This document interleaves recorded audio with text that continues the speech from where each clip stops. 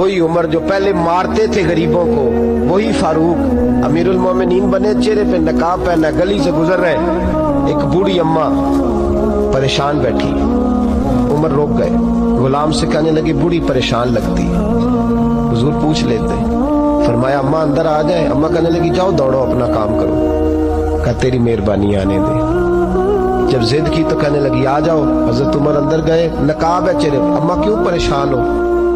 کہنے لگی عمر سے بڑی شکایت۔ کیا ہوا؟ کہنے لگی بوڑھی بھی ہوں، بیوہ بھی ہوں، بے اولاد بھی ہوں، 25 دینار کا قرضہ چڑھ گیا، 3 دن ہو گئے روٹی نہیں کھائی، عمر امیر المومنین ہے، اس نے میرا حال ہی نہیں پوچھا۔ حضرت عمر کہنے لگے اماں عمر کو کیا پتا تو اس حال میں ہے؟ تو مدینے کی وہ بوڑھی عورت بھی جانتی تھی کہ جمہوریت کیا ہوتی ہے، جمہوریت کیا ہوتی ہے۔ اماں عمر کو کیا پتا کہ تو اس حال میں ہے؟ تو وہ اماں بولی، کہنے لگی کیا کہا تم نے؟ عمر کو پتا نہیں؟ تو عمر کو جا کے میرا پیغام دے دو کہ حکومت چھوڑ دے، اس کے حوالے کرے جو غریبوں کا پتہ رکھ سکتا ہے، نہ ادھر ادھر کی تو بات کر، یہ بتا کہ قافلہ کیوں لٹا؟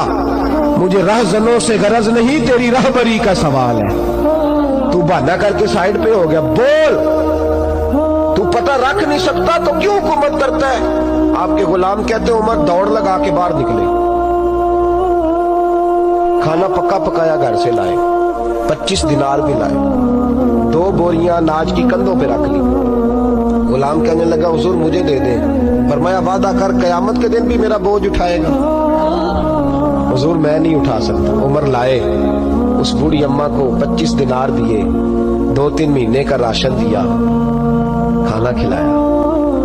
یہاں تو جس کا 200-400 ووٹ ہو اسے ہے کوئی سردار چودھری پوچھ لے، غریبوں کو کون پوچھتا ہے؟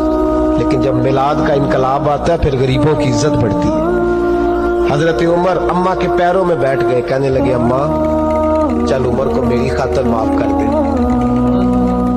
اماں نے ایک لفظ کہا تو آپ کے غلام کہتے ہیں عمر کو اتنا روتے کبھی نہیں دیکھا جتنا عمر آج روئے۔ اماں کہنے لگی میں کوئی نہیں معاف کروں گی، میں تو بوڑھی ہوں، کسی وقت بھی بلاوا آئے گا، جب میں مروں گی نا نبی پاک میری قبر میں آئیں گے تو میں عمر کی شکایت لگاؤں گی، میں کہوں گی محبوبہ میں غریب نہیں، مجبور، پریشان، آپ نے اس کی ڈیوٹی لگائی تھی، اس نے میرا حال نہیں پوچھا۔ آپ کے غلام کہتے ہیں عمر اس طرح روتے جیسے بچہ بلک کے روتا۔ کہنے لگے اماں اس طرح نہ کرنا، عمر بڑا کمزور ہے، وہ بڑا کمزور ہے، وہ یہ شکایت نہ لگانا، عمر بڑا ماڑا ہے، حضور کا سامنا نہیں کر سکے۔ اماں کہنے لگی نہیں، میرا دکھ ہی بڑا ہے، میں عمر کی شکایت لگاؤں گی۔ حضرت فاروق اعظم منت کرنے لگے تو بوڑھی کہنے لگی چل تیری خاطر عمر کو معاف کیا۔ حضرت عمر کہنے لگے مجھے لکھ کے دے، اماں کہنے لگی تم لکھ دو میں سائن کر دیتی ہوں۔ حضرت عمر نے لکھا فلاں بنت فلاں عمر سے ناراض تھی، پھر عمر نے راضی کر لی۔ وہ اماں دستخط کرنے ہی لگی تھی کہ مولا علی شیر خدا آ گئے، حضرت عبداللہ ابن مسعود آ گئے رضی اللہ تعالی عنہما۔ اندر آتے ہی کہنے لگے عمر یہاں کھڑے ہو، میں سارے مدینے میں ڈھونڈ آیا ہوں، وہ ملک شام کے کچھ سفیر ملنے آئے۔ اماں فٹافٹ اٹھ گئی، ہائے یہ عمر تھا، عمر کے سامنے کہتی رہی۔ فاروق اعظم کہنے لگے نا اماں تو وعدے پہ قائم رہ، تو نے جو کیا ٹھیک کیا، سائن کر۔ اماں نے دستخط کیے تو حضرت عمر حضرت مولا علی شیر خدا کرم اللہ تعالی وجہ الکریم کو خط دے کے کہنے لگے علی گواہ کے سائن آپ بھی کر دو،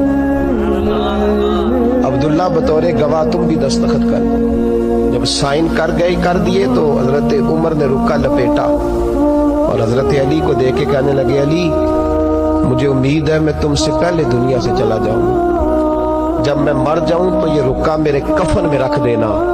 میرے نبی نے اگر پوچھا عمر میری امت کا کیا کر کے آئے ہو تو میں رکا نکال کے عرض کروں گا مولا ایک بوڑھی اماں ناراض تھی، میں اسے بھی راضی کر کے آیا۔